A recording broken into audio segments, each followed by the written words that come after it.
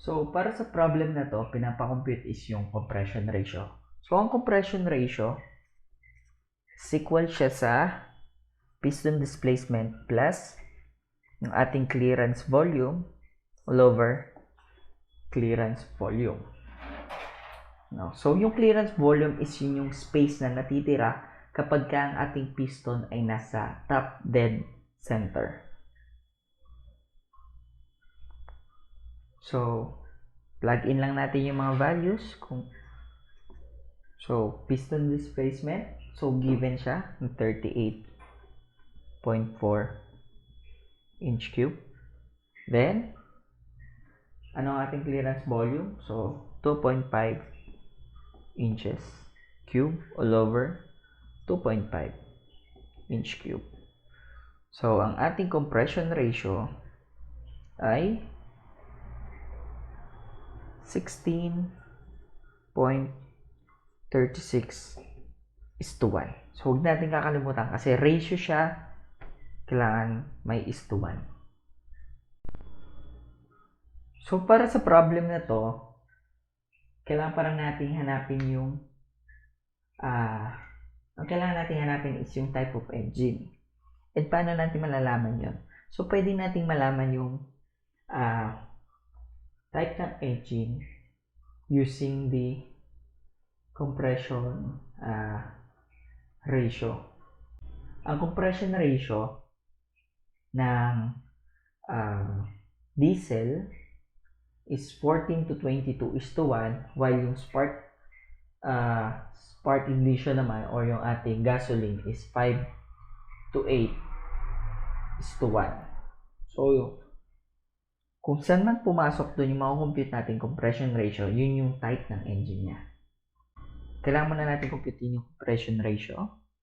So, compression ratio is equal to, so hindi directly given yung ating piston displacement, computein natin, given naman yung bore and stroke niya. So, pi times 10 cm squared over 4 times 10 cm. So, ito yung ating piston displacement. Plus, given naman yung clearance volume na 120 cm squared. Cube para centimeter cube. And, clearance volume ulit. 120 cm cube. So, ang makakompute natin compression ratio ay 7.5449846951. So, unitless to kasi makakancel yung mga units niyan. So, ayun, tandaan lagi may 1.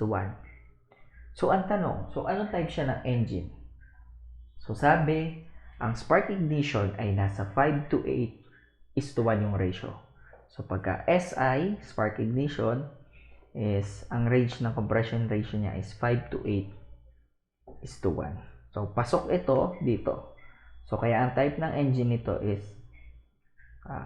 spark ignition. Or yung tinatawag natin na gasoline engine.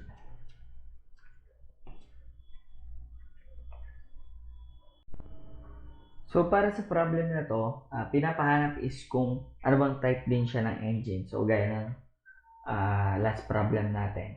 So, dito is either diesel siya or gasoline. So, para malaman natin, so pwede natin gamitin yung compression ratio. Hanapin natin yung compression ratio niya and kung saan siya magpa-fall na range doon sa mga compression ratios ng diesel or gasoline. Yun yung type ng engine. So, para dito, given naman yung bore, yung stroke, and yung clearance volume. So, kaya yung clearance volume is naka-liters. So, para, naka-millimeters naman yung ating mga bore and stroke. So, para dito, so, pagtagpuin na lang natin sila dun sa meter or meter cube para mas madali yung conversion. So, CR is equal to pi times, so yung 130 mm, so isusulat ko na siya na 0.13 0.02 meter squared over 5 plus, times, yung ating stroke is 0.127 meter. So, ginawa ko na siyang meter.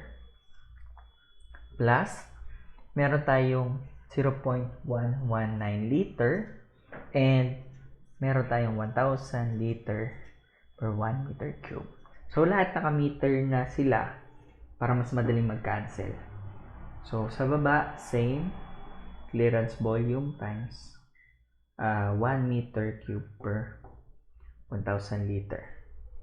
So, pag sinod natin to, makukuha natin is 15.2091662 is to 1. No? So, or 15.2091662 is to 1. So, saan papasok to na compression ratio? So, tandaan natin lagi yung compression ratio.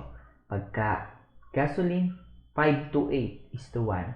And kapag naman diesel, 14 to 22 is to 1. So, etong 15 ay pasok siya dun sa range ng diesel. So, ang type ng engine na to is diesel engine.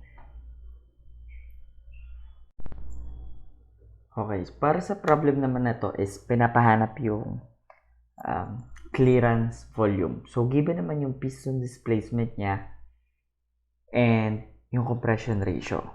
So, sa pag-solve nun, so yung compression natin is 7:1 or 7 ang ilagay natin, equal siya sa 50